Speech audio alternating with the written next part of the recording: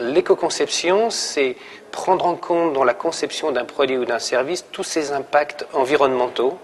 Il faut bien prendre en compte à la fois l'ensemble du cycle de vie de ce produit, donc pas seulement son usage, mais aussi sa conception et ce qui arrive à la fin de la vie du produit, donc la capacité à le recycler, et l'ensemble des impacts environnementaux. On peut penser aux déchets, mais c'est aussi l'énergie, l'utilisation de ressources rares ou de matériaux dangereux, ou même la consommation de ressources aussi générales que l'eau.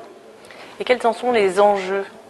Alors pour une entreprise responsable comme Orange, les enjeux, c'est de répondre aux attentes de ses parties prenantes, donc d'abord ses clients, individuellement, et l'opinion publique. C'est aussi prendre en compte l'impact sur la planète, sur l'environnement, et c'est effectivement aussi respecter les réglementations qui s'imposent dans ces domaines-là. Et puis, à partir de ces enjeux et de ces réponses aux parties prenantes, on a des enjeux plus orientés vers notre propre activité. L'éco-conception, pour nous, ça peut être des économies, ça peut être de la différenciation, ça peut être de la notoriété vis-à-vis de nos clients, donc c'est un axe de création de valeur. Et quelles sont aujourd'hui les principales réalisations et celles à venir ?